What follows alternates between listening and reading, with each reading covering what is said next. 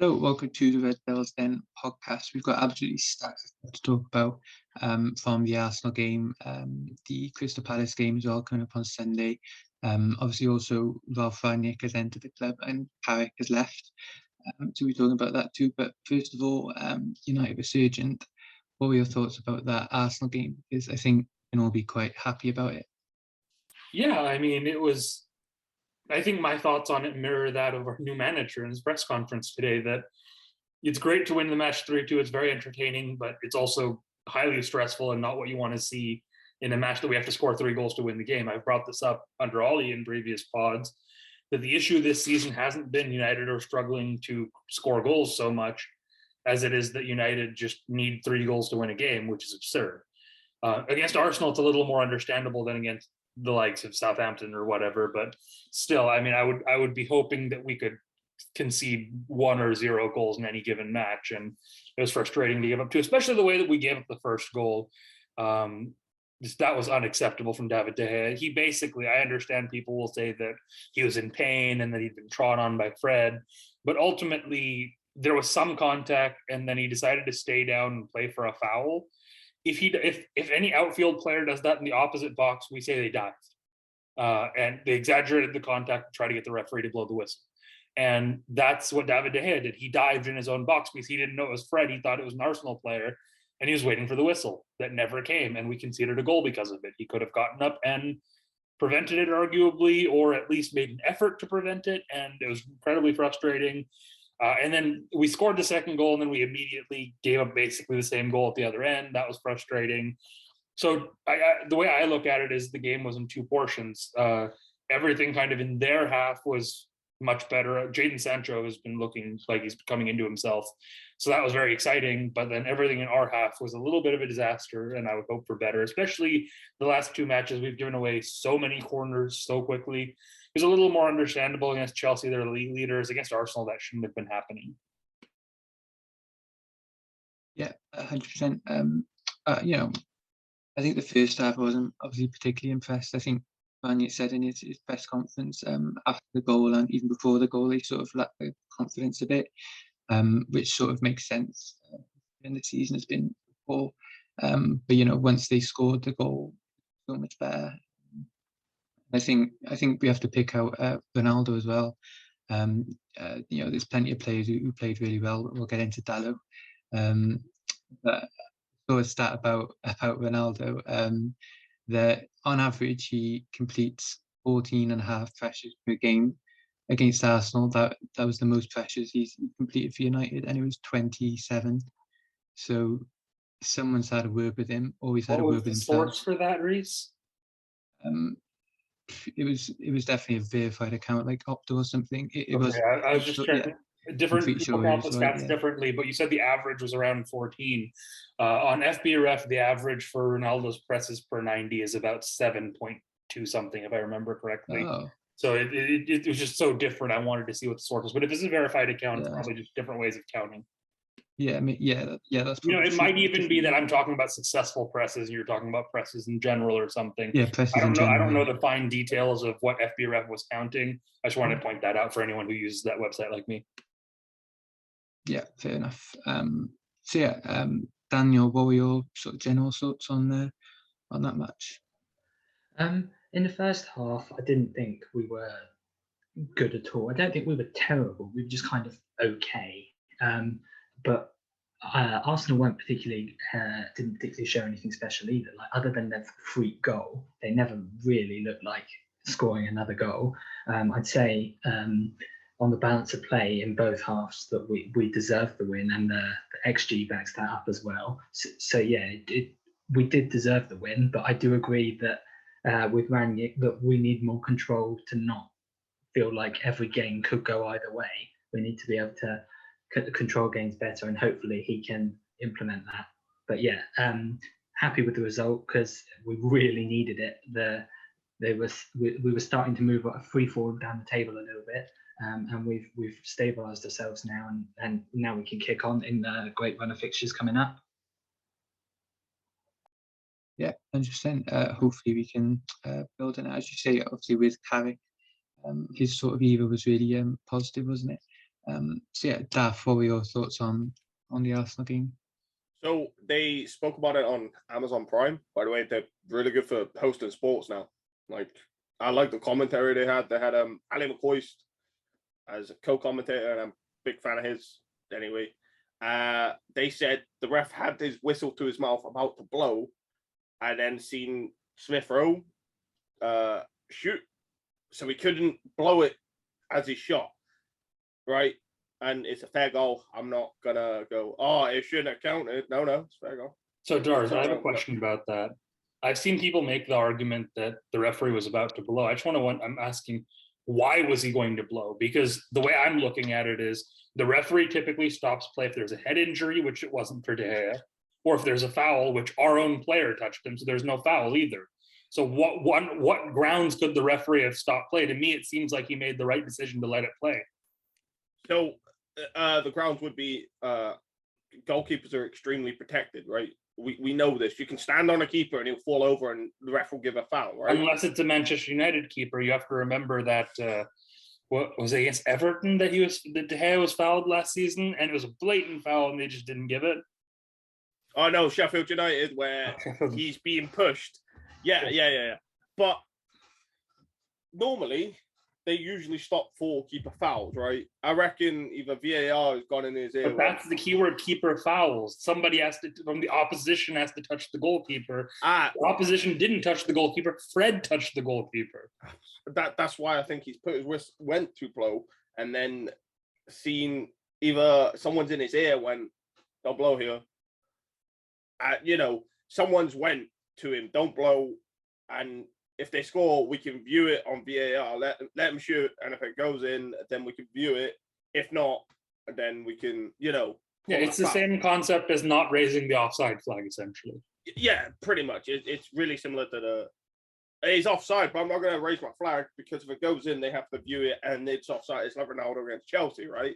He was about 4 yards offside. Didn't. And I'm like, I argued the whole pen thing. I'm like, that shouldn't have been a corner anyway. It was a goal kick. Yet he gives a corner and we can see the penalty from it. So if they can go back far enough, surely you can go, all right, this penalty shouldn't count because this was a goal kick from whence you got the pen from the corner, if that makes sense. Yeah, like, and it seems like I'm being pedantic about it, but VAR is there for a reason, to stop situations like that where it shouldn't work.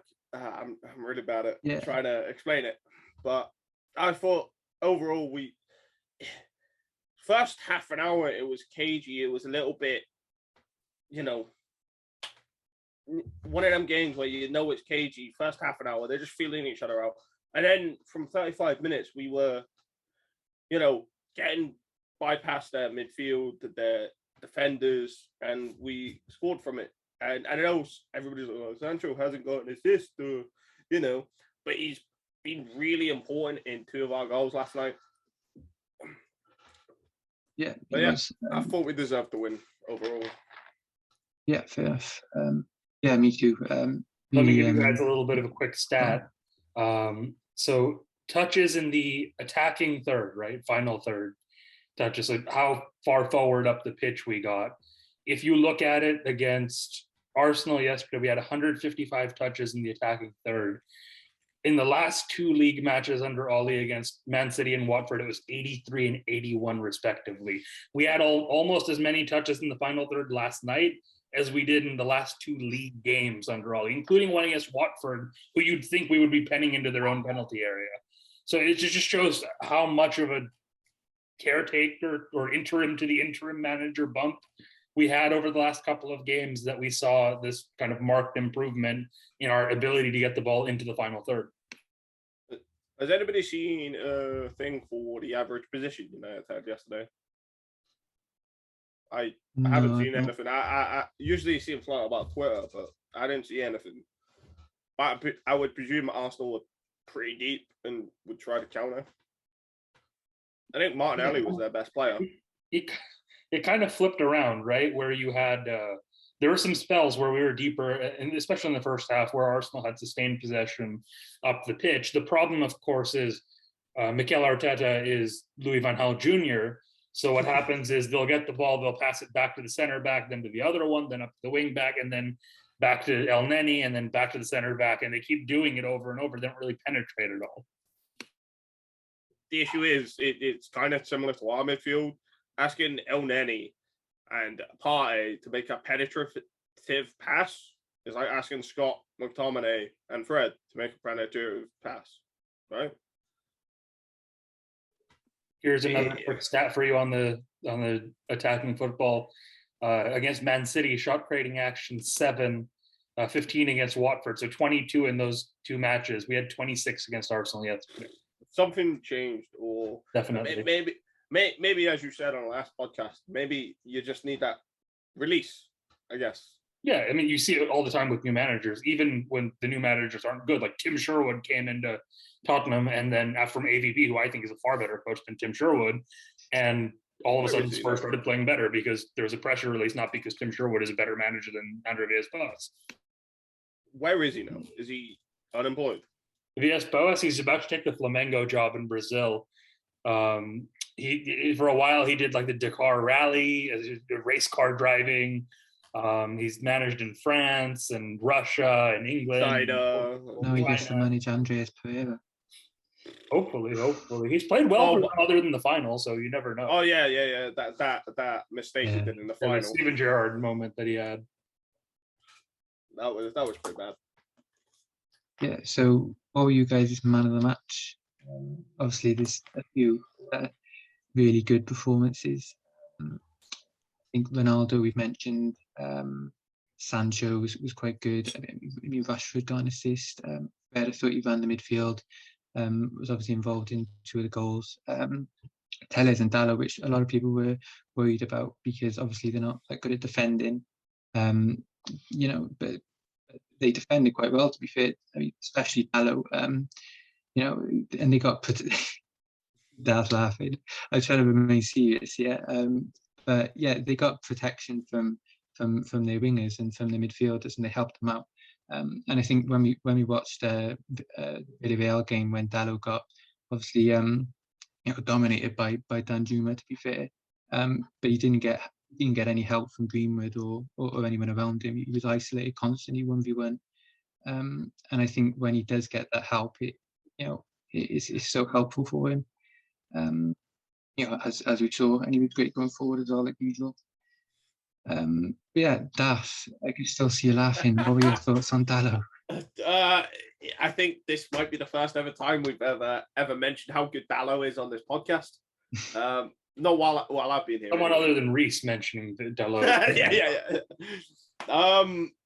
No, he surprised me actually, but I still don't think he's got it. If that makes sense, he played great last night. I won't ever take that away from him. But I'm on the firm Laird train that Laird will come in and take over Aaron Wan-Bissaka and Dalot. My man of the match, I can't give it to Fred because you had the duality of Fred. The duality of Fred is he makes so many mistakes, yet will get an assist and then run the show. It's so weird. Another guy that played really well last night is Lindelof. He's actually been playing really well in recent weeks. Probably Sancho is my man of the match. Just he dictated a lot. Anyway, that's mine. Yeah, fair enough. Yeah, good choice. Daniel, who was your man of the match? Who stood up to you? If I just do the standouts first before I go to man of the match, Sancho stood out for me. Obviously, Ronaldo with his goals stood out. Fred stood out. I think there's been a very distinct difference between how he's playing under Carrick and how he was playing beforehand. I think the role he's been given in the last few games has been significantly different, where he's been told to do what he does best. He gets just a little bit further forward, presses the opposition, uses his energy and wins the ball back. That's his biggest strength. And I think that freeing him up rather than having him sit deep has really helped him. And that's why in the last few games he's been really good. He like Dal said, he still has those Fred moments in there, but in terms of his actual, he's very much contributing with his pressing and his winning the ball back. I'd probably lean towards Sancho for my man of the match. I just think he's really growing into his United career. I don't think it's surprising that it took him a little bit of time. I think it would take most people a little bit of time, let alone someone of his age. Now he's well and truly up and running. It was just a case of when it was going to happen as opposed to if it was going to happen. Yeah, fair enough. Yeah, good points. And Susan, do you want to finish on your man of the match? Yeah. So again, like Daniel, I'll give a little bit of praise to some players. Joe Dalot, number one. With Villarreal, he had a 40% win rate or a percentage of dribblers tackled in that Villarreal match. I was 71% yesterday. Sorry, hold on. I was looking at the whole team. My bad. I was 40. It was 40 and 100% for Dalot. So big difference. Obviously, more than twice as much tackles won. His pressure success rate was up as well. It was about double compared to what it was the success rate of that. So I was highly impressed with him. Before the match, I had tweeted out that I would be more comfortable with Marcus Rashford, or I'd retweeted somebody who said I'd be more comfortable with Rashford playing right back than with Dalot. And obviously that was wrong. Rashford was pretty poor yesterday, and Dalot was fantastic. So full credit to Diogo Dalot. And then I also would say Jadon Sancho, like everybody else. I thought he was fantastic. For me, I think probably Sancho was my man of the match as well, just because we don't really talk about pre-assists in football as much. It's more of a hockey term, but in a sense, the ball into the box. And I think at PK Westall on Twitter raised this point. I wasn't a fan of playing Rashford on the right and Sancho on the left, but the passes that Sancho played inside to Fred from the left, Rashford can't play those passes. So there is a good argument to be made that Carrick's tactical decision there actually worked, which in the game I was mystified by it, but looking back at it, I can see the point. So I think Jadon Sancho definitely has been our best player, not just yesterday, but I think probably in the last 3 matches. Yeah, fair enough. And speaking of the last 3 matches, that segues on, doesn't it? We were going to talk about Carrick and his sort of interim period, and of course, obviously leaving the club. So, maybe we talk about him a bit in general. Darth, what were your thoughts about how he's coached the team, and do you think it's a good thing? Well, it's a bit disrespectful to say it's a good thing that he's leaving, but we're all quite sad. But yeah, go on. I'm a little sad because I think Carrick's like a gentleman, if that makes sense. He holds himself really well. You can tell by just there's nothing in the media ever about him. There's no like, I was at a wild party last night. No. He seems like a family man. He seems like head down. That's it. Reminds me a little bit of Paul Scholes, right? When Paul Scholes never did anything. That was it. He didn't have an agent, nothing. But I think he managed it really well. Set us really up well against Villarreal. Set us up brilliantly for Chelsea. And we won against Arsenal with like the unbeaten one, boys. He might be mint, He might be mint. But yeah, I'm not sad he's going. But the man's been playing football since 1999. That's a long time, and he hasn't had any form of break. Like he played West Ham, Tottenham, and then straight to United. 15 years at United, but it was like 2018 he retired. 12 as a player, and then came in and being a coach. Like no break. So I think he's gonna take a prolonged break. Good year out. Hey, he might not even go into management. He might just be like, all right, I'm done. And if it is, so be it. Thank you, Carrick. Yeah, Daniel, what are your thoughts on Carrick, the way he's coached the team and his interim period as well? I think he did everything we could reasonably expect him to do, and even more, really. As far as in general with interims, especially even with Carrick, where he was like an interim, he doesn't need to concern himself with like the longer term things at the club. Like the performances weren't really a big thing. All that mattered in this 3-year period, try and get as many results as you can, and he did that. Yeah, in a nearly must-win Champions League game, he won that. in one of the toughest fixtures in the league away at Chelsea. He got a perfectly respectable draw. Quite a lot of us were worried we were going to get absolutely thumped in that game, but no, we came out with a draw. And then in a tricky game against Arsenal, given they had been our bogey team in recent years, we went and got a win. So yeah, he's really steadied the ship after we were struggling, and he's set it up for Rangnick to come in with a slightly easier job than he would have faced if things had gone the other way with the results. So yeah, I think he's done everything we could have expected him to do, and he can hold his head high. And in terms of like tactical decisions, it was impressive how he set up in different ways in the different games. I think what he did with Fred, moving him slightly further forwards and letting him press, was a really good decision. I think given Rangnick watched our games before Carrick and then after Carrick, I think he'll obviously pick up on that difference, and that will help Fred. So yeah, I think Carrick did a lot of good things, and yeah, I'm really grateful for him and all of it for all his time at United, and I hope he has a good rest. Yeah, exactly. I think he seemed really tactically astute when as a manager. As a coach, it's quite difficult to sort of gauge what they're doing because it's so behind the scenes, and you don't know what they're saying. Is the manager listening to them? But when you're actually the manager, it comes across really well. The sort of stuff that But yeah, Jim, what were your thoughts on him? Just starting off with Michael Carrick's playing career, since he's leaving the club, obviously. I know he got a lot of stick in the early years before saying, what does he do? He's not an adequate replacement for Roy Keane because he came in around the same time Keane left, obviously. The way that I look at it is Michael Carrick is everything that I want in a player at United. He's a leader. He eventually became captain. He was vice captain to Wayne Rooney for some time. So, he brings leadership.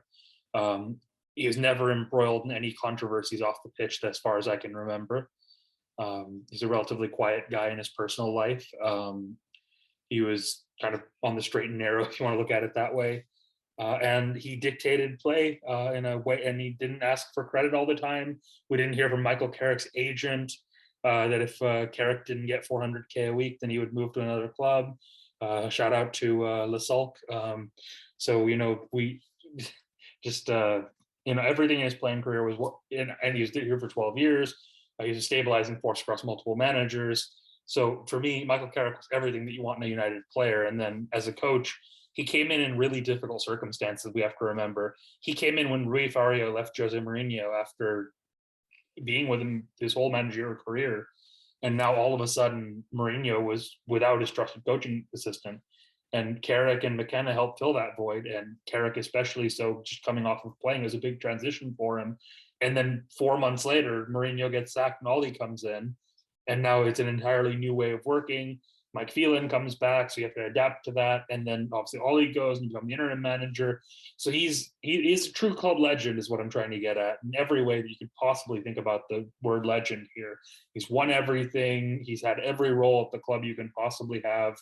And he deserves massive credit and massive thanks. As far as his 3-game period in charge goes, for me, the biggest thing that he did, and I think this is going to actually revert back to what it was under Ralph Rangnick, is that he got rid of this concept that we had for the last 3 years, that unless you're the number 10, you have to be this all-round 8 type midfielder, because we know that Mike Phelan and Ole Gunnar Solskjaer, and especially Mike Phelan, from what we'd heard, don't believe in the concept of dividing up a 6 and an 8 in the classical way that, say, Leicester City do with Ndidi and Tielemans.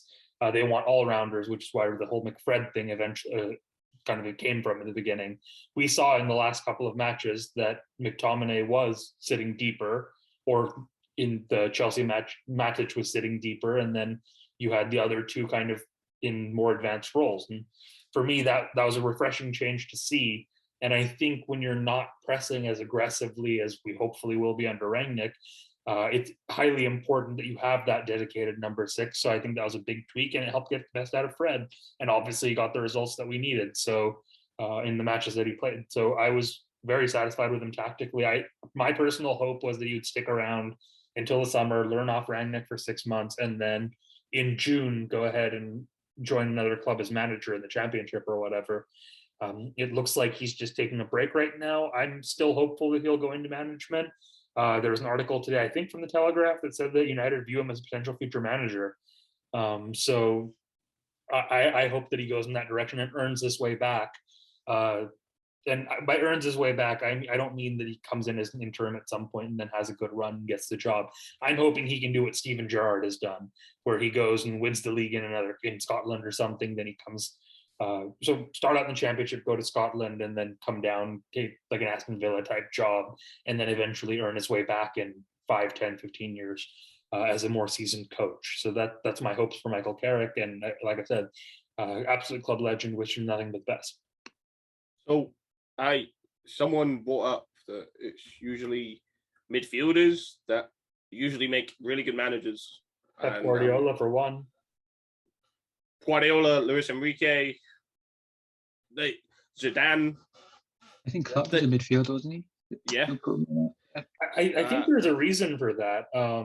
I said it was linked to, because to be a midfielder, you need to know everything, right? Mm-hmm. You need to know who's moving here, who's going here, and I think it sounds dumb and Twitter, but it's like, I reckon they have like smarter IQs than like higher IQs than a lot of players.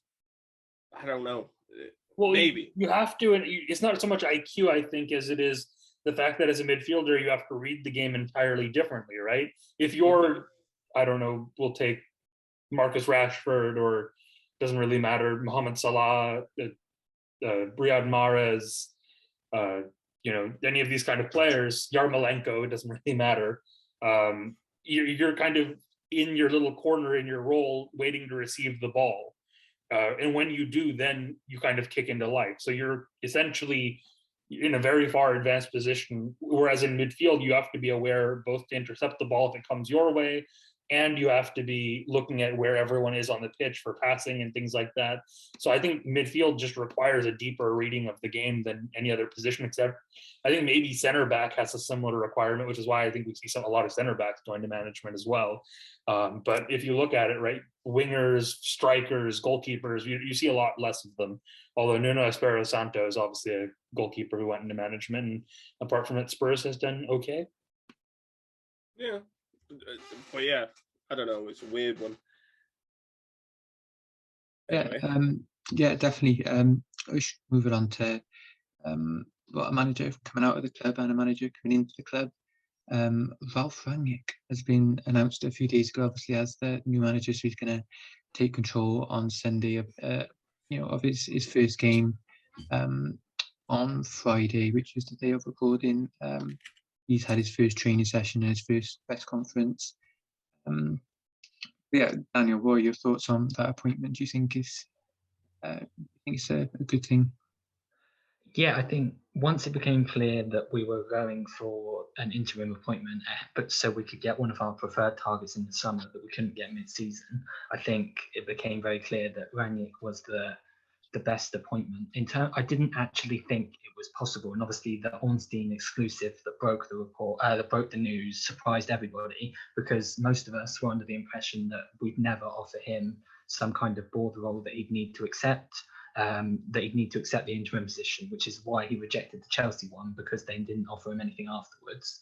And so I just kind of discounted him as an option because I didn't think we'd offer him that. But then the Ornstein report came out, and it became clear that we'd offered him the consultancy position afterwards. And I thought that was brilliant. It was the best interim candidate, bringing him in for the short term, and then for like he said, the medium term afterwards in that consultancy. So we get the tactician, the taskmaster, whatever you want to call him, for this interim period, and then you get him at his best behind the scenes, building up clubs, building on Ollie's foundations behind the scenes as well. And he's pretty much the perfect guy to help continue with what Ollie built and go from there.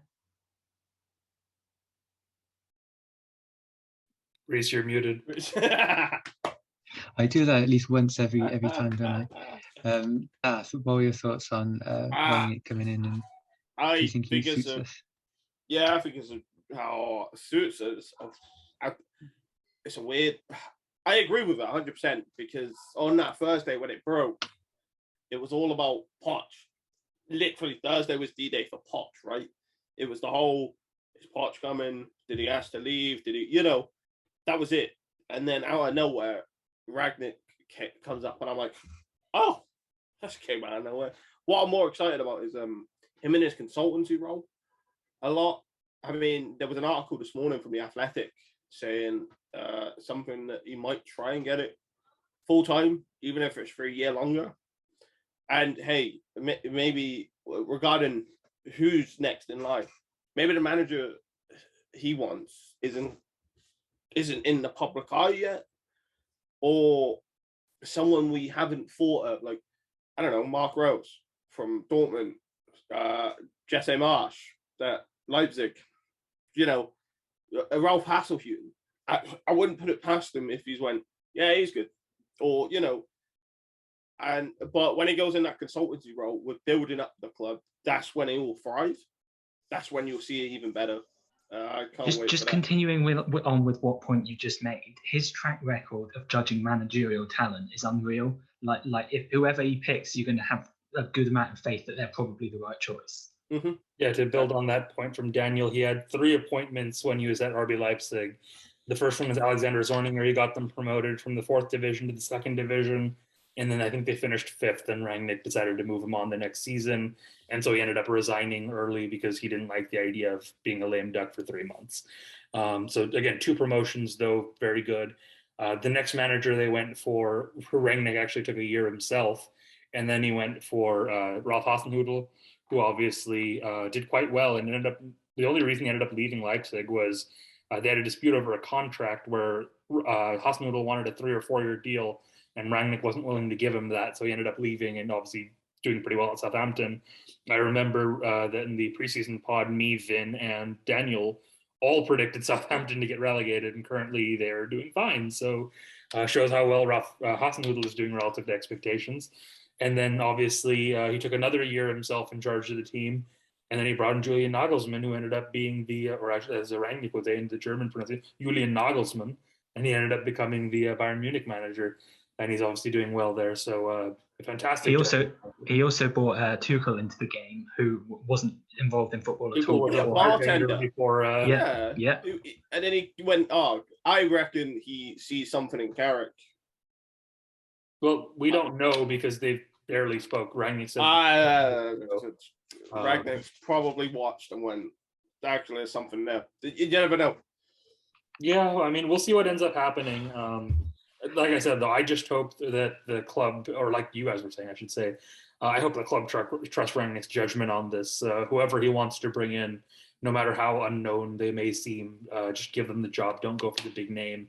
I like Pochettino, I like Ten Hag, but if Julian Nagelsmann wants to give it to Ruben Amorim from Sporting Lisbon or Sporting Club de Portugal, or if he wants to give it to Marco Rose from Dortmund, or if he wants to, I don't know, go for some random manager in Germany at Ingolstadt, just trust him on it. Yeah, he has a very good record. And I think we will trust him on it too, because the beauty of what I'm seeing with this appointment is that John Murtaugh, I think, is honestly going to be Ollie's biggest legacy. I know that Ollie has had a big impact on the playing He's squad. all over everything football-wise. It's John Murtaugh. It's not Ed Woodward. I think no more Ed Woodward statements, and no more Ed Woodward showing managers around the place. If you listen to the MUTV, or I should say the pre-match press conference, I think on for Rangnick, he basically says that he spent a lot of time talking with John. And then he says, "Oh, and I spoke a little bit with Ed too." But it's very much that Rangnick has in this entire process, John Murtaugh has been front and center, and obviously in hiring Ralph Rangnick and bringing in the players that we did over the summer as expediently as we did. You have to say that he looks like a very competent sporting director so far, and you can also see a clear thread through that. Ollie, the way that Ollie wanted to play, even though we didn't always play that way, but his vision and then the vision of Rangnick and the vision of whoever comes next from the names we've seen seems to have a common thread through it, instead of the usual nonsense of let's get David Moyes in to cross 81 times a game, then we'll get Van Gaal to do 81% possession, then we'll get Mourinho to start 81 fires in the club training ground. So it's nice to see some some actual football development now. At the Well, club. let's hope For Rangnick me, installs DNA. For me, that continuity between managerial changes is one of the biggest responsibilities of the sporting director. That you've got to make sure that even, yes, you might need to make a change for whatever reason, if the previous manager wasn't good enough or something, but the new manager's got to try and approach things in the same way. It's got to see the game the similar sort of way. And yeah, I think that's one of the biggest responsibilities of the sporting director. And as you've just said there, Rangnick fits that. So Murtaugh is clearly identified a good appointment for the job. Yeah, the club seems to have made a intentional decision under John Murtaugh, and in conjunction with Ollie, I'm sure when he was here, that the future of Manchester United, as they see it, is as a club that plays high pressing football that's focused on winning the transition and quickly scoring goals on the break, as opposed to this high possession kind of ball control style that's kind of from that Louis van Gaal, Pep Guardiola tree. And they've kind of decided on this direction, which is why I'm skeptical that Eric Ten Hag will get near this job at this point in the summer, because he does kind of lean more that side. But it's just nice to see that they've made a decision. This is the direction. From the Johan Cruyff tree, you know. Yeah, exactly. Ten Hag, yeah. This is, I guess, as Rangnick would say, the Helmut Grosch, the heavy metal football, boys. Yeah, the Valery Lobanovsky, the Arrigo Sacchi kind of style of football, and it's nice to see the club. Well, Ollie had the vision of 2008 United. You know, the year we won. Yeah, it was a similar style, honestly, like with Tevez working hard on the press. Yeah. So, I mean, I'm optimistic, and we'll see how this direction works out. Yeah. Okay, so moving on to Manchester United versus Crystal Palace. Obviously, it'll be Ralph Rangnick's first game in charge. So, Daniel, do you want to give us your thoughts on? Are you sort of optimistic going into this game? Do you think we'll see any big changes as well? I don't think there'll be massive differences, simply because he's taking training for the first time today. The game's on Sunday, and given we played yesterday, he can't do anything really physical because the majority of the squad have got to recover from yesterday's game. He said in his press conference that because of that, he would focus on like video trainings, looking at footage, trying to explain to players what they did well and what they did wrong in certain situations, what they should have done, and maybe we could see a few small changes in that. But I'm not expecting too many differences noticing that soon. There's just not enough time. They'll really probably only have like one training session where they can actually be out training properly. I don't think it will take that long after that to start seeing things. But yeah, I think for this particular game, it's probably a bit soon. One thing I am interested in is whether or not we immediately go to Rangnick's 4-2-2-2 that he likes, or if he's going to stick with what we know better for a little bit until he's had a bit of time to work with them on the training pitch. So yeah, it's just, I don't think there'll be a huge amount of changes in this particular game. They'll come a little bit after that. The one thing I would say is the 4-2-2-2, I hope I got the right number of twos in there, was his preferred formation at Leipzig. Earlier in his career, he's done a 4-3-3. He's briefly even tried 3 at the back. So he's done 4-2-3-1 as well, I think at Hoffenheim at times. So he's not necessarily wedded to 4-2-2-2. I think that's probably what suits our squad the best. So I'm hoping that's what he goes for. But I think there's every chance he could even go 4-2-3-1 to the end of the season. So you never know. I wouldn't necessarily assume if we play 4-2-3-1 on against Palace that it's going to be 4-2-3-1 or that it's going to be 4-2-2-2 in the weeks coming after that. You might just stick with it. So you never know. Yeah, I mean, if there's a chance to trial new things, it's against Palace at home and Young Boys at home, isn't it? But at the same time, again, he's not got much time to work on it. So. Young Boys in particular, I think, is an interesting one because we're in a position where the game doesn't matter for us. We're going to top the group even if we lose 45-0. So at this point, he can do whatever he wants. What I would suggest, at least in what makes sense to me, is potentially playing the reserves and kind of delegating a lot of the game management for that. I guess now that Carrick's gone, to Phelan and McKenna, and then kind of focusing himself on whatever his first 11 and tactics are, just training for that throughout the week with a focus on the next league match. Darth, what are you saying about this match coming up? Yeah, that's as Daniel said. It's way too close. He said his first training session was at 3:00, and 90% of the players are recovering. He has one training session, and that's tomorrow. He can't do anything. So I think he'll go 4-2-3-1, but I think Young Boys is where he changes it up and tries the 4-2-2. If he does do 4-2-2, I think it's going to be Bruno one side, Sancho the other, Rashford, Ronaldo up top. I guess There's an argument for Greenwood on current form over Rashford, but yeah, something like that. Yeah. I guess he would put Rashford up top just because of the pace, the sheer pace. And if he's watched us enough that he probably knows Rashford's really good. But right now he's just not.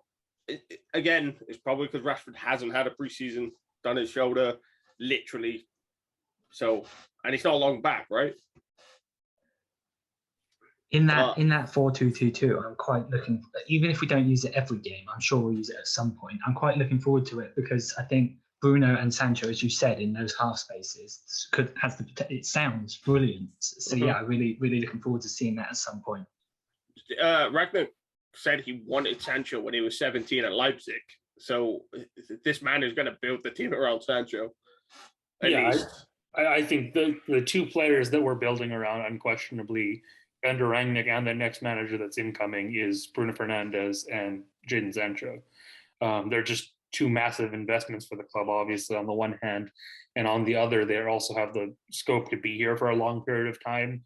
Whereas with Ronaldo, for example, he has a 2-year contract with an option for a third. But in theory, if the new manager comes in, wants to play a really high pressing style, we might just say after 2 years, okay, Cristiano, thanks for your return, goodbye. So you can't really build around Ronaldo at his age. And then I don't think that on present form, there's a reason to build around Rashford more so than Sancho. So yeah, it'll be interesting to see. I think with the 4-2-2, the other thing that's helpful is the form of Dello and Telles, because especially Dello more so than Telles, because now you're in a position where you can have a fullback who can attack into the wide spaces and allow Sancho to be kind of more narrow. Because obviously Wan-Bissaka is not the best at that action. And, you know, usually you'd be too afraid of Dello because he can't mark his own shadow. But in the last game, he showed that he is capable when given the right instructions. And just give it Ethan Laird. Just give it Ethan Laird. I mean, Laird's on a good loan at Swansea. I think maybe he's more of an option for next season rather than serving it in January. He's barely got any injuries because I know in the youth he had muscular injuries a lot, and I said that's because he was like an adult in a kid's body, right? When he was like 16, he was massive. He was like an adult, as I said. So his body was growing into him. So that's why he kept getting muscular injuries. I'm sure Daniel can back me up on this. I think it's similar with Scott McTominay at that age as well. So yeah, and he's been, since he's gone into senior football, he's been absolutely fine with injuries. I think he had one right at the end of last season that wasn't a muscular injury. I think it was impact related that could have happened to anyone. On his shoulder. Yeah, something like that. There was just bad luck that could have happened to absolutely anyone.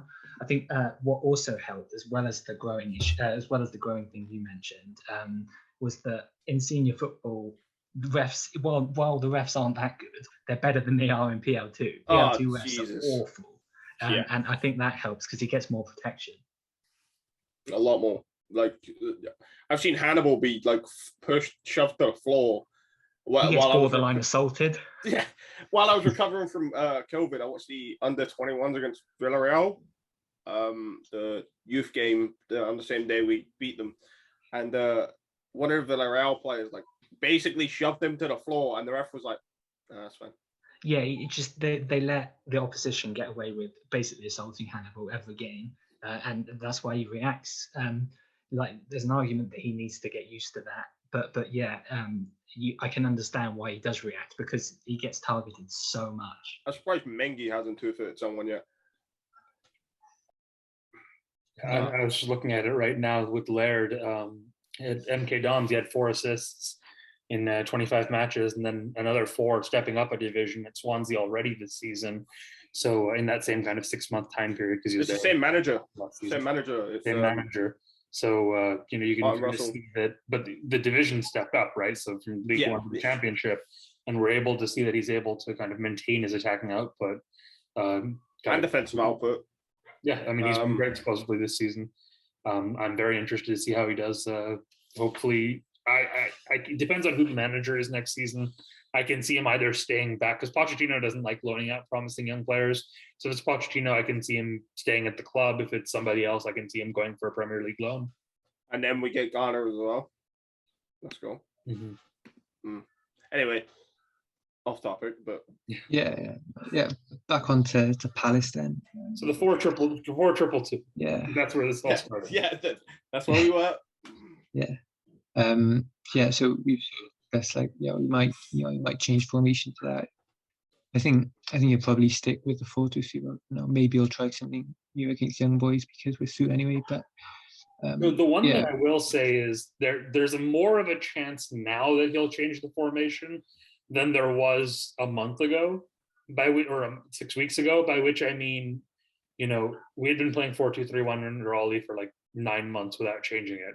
But the last month or so under Ollie and then under Carrick, we've done the diamond, we've done 3-5-2. So we haven't been playing the same formation regularly anyways, which gives them a little bit more license. I mean, obviously we've played those formations before. 4-2-2 would be an entirely new one.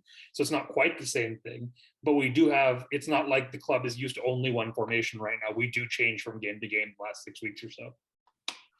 The 4-2-2 isn't that different to the 4-2-3-1 anyway. You've got the 2 pivot midfielders.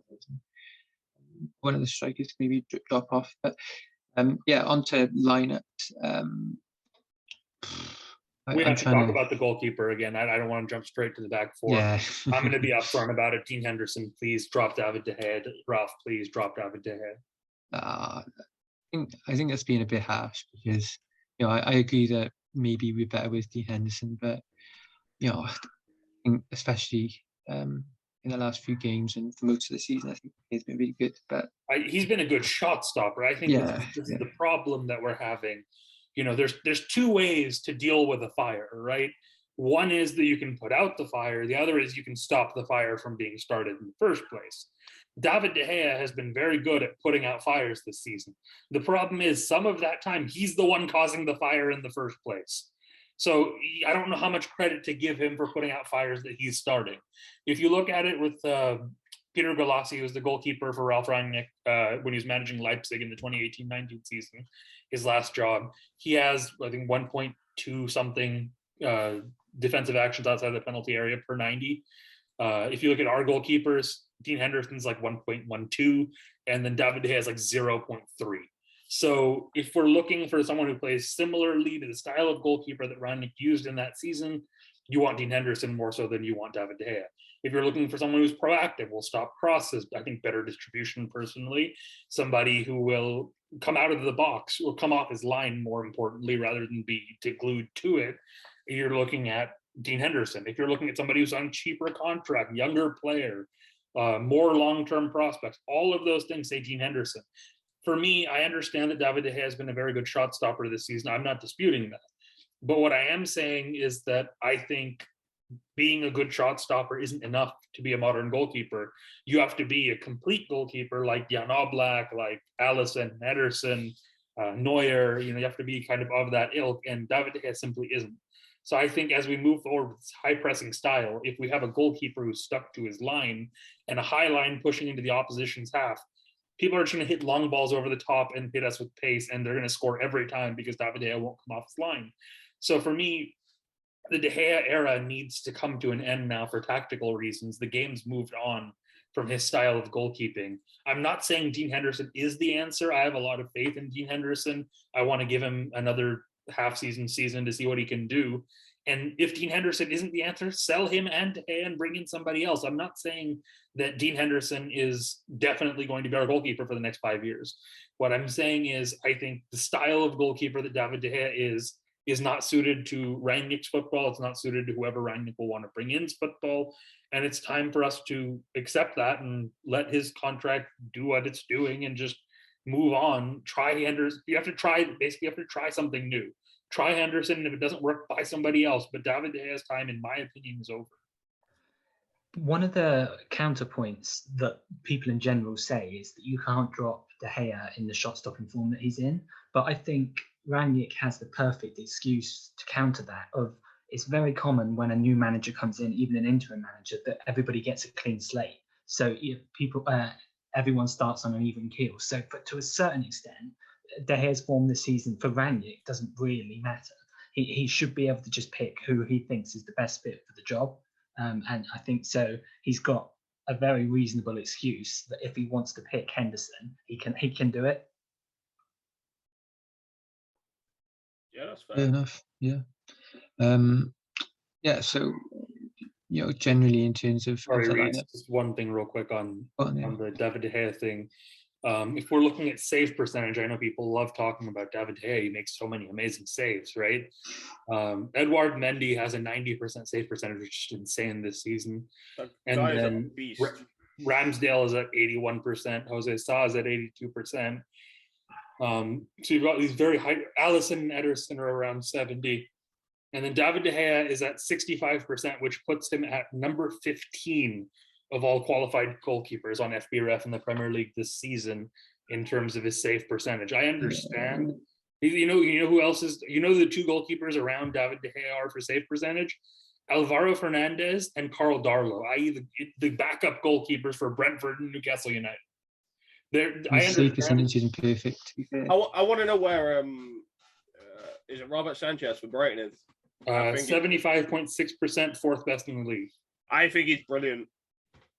I'm not disputing other goalkeepers' form. I'm just saying that there's multiple different metrics to look at a goalkeeper. You said save percentage isn't perfect. I agree with you, but then you look at something like cross stop percentage, and with that, David De Gea would be dead last in the Premier League out of all of the goalkeepers who are qualified. Robert Sanchez is about 15%. De Gea is at 3-point-something%.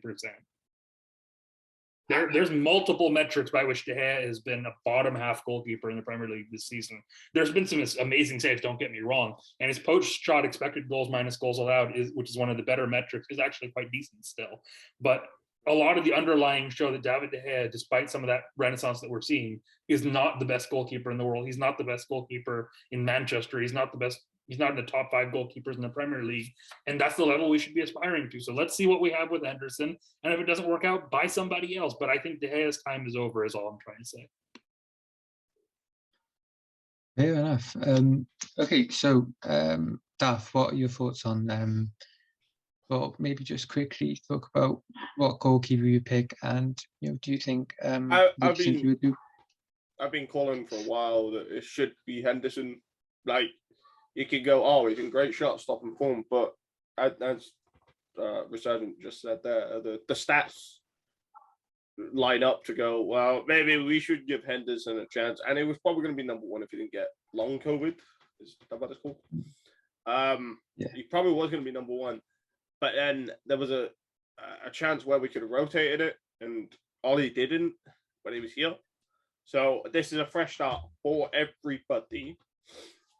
So I hope Rangnick picks Henderson and gives him a shot. Give not 2 games, like gives him 10 games to go impress me, because everybody has a ball playing goalkeeper, right? Everybody's keeper gets involved now. And we're kind of on that, people bring up this quote from Rangnick in one of his media conference things, where he said that the goalkeeper should be the one who has the least contacts on the ball, and that he's the least technically proficient player on the pitch. And they say that means Rangnick doesn't need a ball-playing goalkeeper. The problem is that's not what Rangnick is saying. What Rangnick is saying there is, out of all 11 players that you have, the goalkeeper is the worst on the ball. That's not saying the goalkeeper doesn't matter if he's bad on the ball. It's just saying the outfielders are better than the goalkeeper is on the ball. Therefore, you want the ball with the outfield players more. Rangnick doesn't need a goalkeeper like Louis van Gaal, where he's just passing the ball across the back 4 constantly. But what Rangnick does need is a goalkeeper who can look up and get the pass into, move it forward to somebody who's open quickly so that they can get the ball moving. Because if you're trying to score in 10 seconds after recovering the ball with your goalkeeper, The problem is if your goalkeeper hangs on to it for 5 seconds scanning the pitch, all of a sudden you've eaten up half that time. The opposition have got the defensive shape set up. And that's kind of going to interfere with that transitional style of play that Rangnick is looking for. Sorry, I was looking up something. The coach's voice with Ralph Ragnick. There's been like clips, but it's not the full interview. The full interview is about an hour and a half long. And I'm debating buying the sub just to watch it, because apparently he talks about how you beat deep blocks and everything. So I'm probably going to give that a listen. If anybody... It is not sponsored, but yeah, I mean, yeah. Sorry. And they've got a good service. I don't have a problem with it. I'm just mentioning it for people who think we're taking money off them. No. We're not Certainly sponsored not. Yeah. So, I'll tell you what, I'll give you a lineup, and I'll ask what you guys think of it. So, it's probably going to be De Gea in goal. Let's be honest. I wouldn't be against Henderson, but it's probably going to be De Gea. We don't know if once again, Reeds, you didn't ask Daniel his opinion on the goalkeeping situation. Did I not? Oh, sorry, Daniel. Go on. I honestly, I didn't realize. I think Resurgent covered it basically. I think a keeper these days needs to offer more than just shot stopping, and Henderson does that. De Gea doesn't. So while I'm appreciative of the shot stopping form that De Gea's been in, I think we need the additional parts of Henderson's game, as particularly in for the way Rangnick wants to play. But I think we need it. We would need it in general, regardless. So yeah, I think Henderson needs to be given a run, and I agree. While I have faith in Henderson as well, it's not necessarily saying that he has to be the long-term keeper. Give him a go. See if he justifies the faith we have in him. If he doesn't, go and get a new third keeper to be our keeper going forwards. We need a keeper who offers more than just shot stopping. Yeah, fair enough. Yeah, I agree with that. To be honest. Yeah. So as I say, what are your thoughts on this lineup? So De Gea in goal. We don't know if Wan-Bissaka is going to be back or not. Let's just assume he isn't.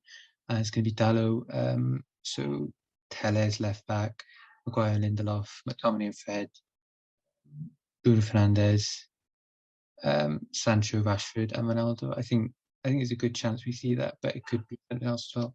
So, Surgeon, what would you think of that? Just listed off the exact lineup from yesterday and said you want to do that. Yeah. After 2 days of rest, Reese, that seems like we'd make some changes to manage the fixture congestion. Although what I will say is that since we have young boys in midweek and the game doesn't matter, we could just play the same team and then just rest everybody against young boys. So we do have that option. What I will say is I would drop Marcus Rashford. I've not been impressed with his form yesterday. I wasn't impressed with the game or two before. For me, I think I would go with the Mason Greenwood up top with Cristiano Ronaldo. If we're going with the 4-2-2-2, and if we're going with the 4-2-3-1, then I would play Greenwood and Sancho on the wings, and I would go ahead and bench Rashford for this one. I think there's also an argument for potentially going with Van de Beek over McTominay. I don't know how open Rangnick would be to that kind of pivot with Van de Beek and Fred. But I think there's an argument for it, certainly. Another option, and I've been talking about this for some time, and I don't expect to see it happen, but maybe buy in Maguire and then Lindelof in the 6. So there's a couple of different ways to play it, but I wouldn't play McTominay and I wouldn't play Rashford. Yeah, fair enough. Daniel, what would you do in relation to the lineup? So you know what's coming. That I would play Wan-Bissaka. He has a hand injury, but it's a hand injury. He's had a few days to recover. He can play if Rangnick wants him to play. I mean, just to elucidate on his availability, Carrick had said that it was touch and go for the match yesterday, so he should be back hopefully by the weekend. So Dalot deserves credit for yesterday. Absolutely fine. He played really well. But the history tells us that if you put him up against a really good winger, he's going to struggle. And Palace's strengths are out wide, and I don't want to take the risk, so I would just play Wan-Bissaka. I'm confident enough that we would outscore them regardless with our attacking options. But yeah, I'd rather shut down their biggest threat and just play Wan-Bissaka and then just leave our attacking players to do the job. Yeah, I totally get that. Yeah, I wouldn't be against that either, to be honest. So what do you think about the lineup? What do you do? Probably Wan-Bissaka.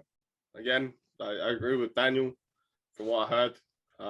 I don't trust Dallo as far as I could throw him. No offense, Reese, but we seen him against Dan Juma, and that absolutely gives me nightmares still. I can't lie to you. I don't know when Varane's back. He's not. He's training on grass, but he's not going to be back for the weekend. So it's going to be Lindelof, Maguire as two centre backs, and when's Shaw back? Because we have no idea. Tellez will provide the attacking output, I guess, as a wing, left back, not right back. Sorry. It's not 100% certain that Shaw is out. He probably is, but based on what Carrick said, there's a small chance. But yeah, I'd say Tellez is more likely. So here's the thing, for me at least, with the fullbacks especially, one of the issues under Ole Gunnar Solskjaer, and one of the things that I think needs to change moving forward, is that he would too often go back to his mental first choice 11, despite the form of the players playing. And I think when you have players who went ahead and, in my opinion, had very good games yesterday in Dalot and Tellez, I think the right thing to do is to reward their form and say, okay, you know what? You didn't have the biggest role in the squad, but if you play well, you will be rewarded. Go again. And if they make mistakes, you can sub them off and replace them and don't play them in the game after that. But I think when you've had a good performance, you've earned the chance to play again. And especially when you've done it against Arsenal, you've earned the chance to play against Crystal Palace, which should arguably be a worse team, right? So for me, I think the players who played well yesterday should get another go, which is why I would go with Dalot and Tellez, even if Shaw and Wan-Bissaka are fit. You also have to remember the possibility, though, that because they don't usually play very often, they've just played 90 minutes, they might not be able to play another 92 days after. That's a possibility. That's what the sports science staff is for, right? Yeah. They should be telling the manager who can play and who can't. Yeah, definitely. Any more thoughts on Palace? Palace on a pushover under Vieira, by the way. No pushover, no slouch. They create chances. They just They beat us at Old Trafford under Roy Hodgson last season. I mean, yeah. But they're no slouch. They're just Edouard is being played out of position. They play him on the wing, and I'm like, what are you doing? Just play him up front. He'll score for fun. I know this because he scarred me multiple times. They've got Eze coming back. I'm a huge fan of his. They've got Elise from, was it Reading they signed him from? Reading, yeah. He's every time I've seen him, he looks like he's gonna do something. Zaha at the back. I like Joaquin Anderson, who they signed off. Who was at loan at Fulham last season from Leon. Well, no, he was on loan at Fulham. He was on loan from Leon. Who's the guy they signed from Chelsea? Begins with a G. Was it Guehi? Yeah, he looks good. Tyreek Mitchell. It's not a pushover Palace anymore. Yeah, it's a game we should win, but we can't we're not gonna like trounce them 6-0 or something. They're going to show respect. Yeah.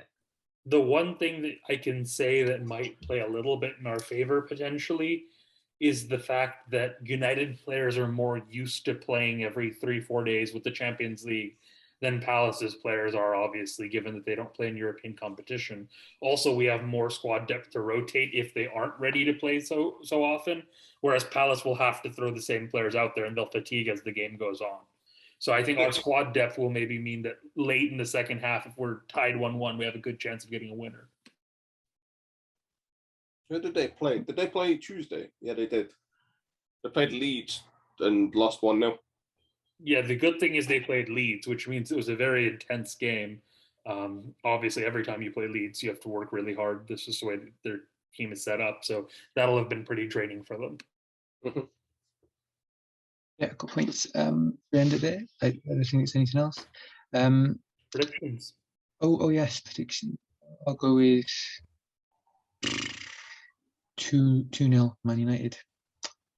That's bold. You think we're going to keep a clean sheet? Yeah, that's really bold. Well, our defense has been really good lately, to be fair. I'm going 3-1. I think we should win the game, but I do rate that Palace attack, so I think they might score one. I'm gonna go. I'm stuck between 2-0 and keeping a clean sheet and 3-1. I'm probably gonna 3-1 more. Edward's probably gonna score against us because always scares me every time. But we should be better. I think Bruno seems a bit lifted now. The past couple of games, he was a little bit. He wasn't with it, if that makes sense. And I said maybe it's because he's loyal to Ollie, and seeing someone like that get sacked, you kind of get a little bit upset, I guess. But last night he looked better, so maybe it was just a lift. I think. Yeah, I'm going to go with. So I was also thinking 3-1, honestly, but I want to be a little bit different. So I think I'm going to go with Rangnick can't sort out the defense, but the attack is too much for Palace. 4-2 win. Okay. Nice. Yeah, great. We'll end it there. Thanks everyone for watching. Obviously, give it a follow if you're watching on Spotify or whatever. If you're watching on YouTube, then like and subscribe. And we'll see you very soon.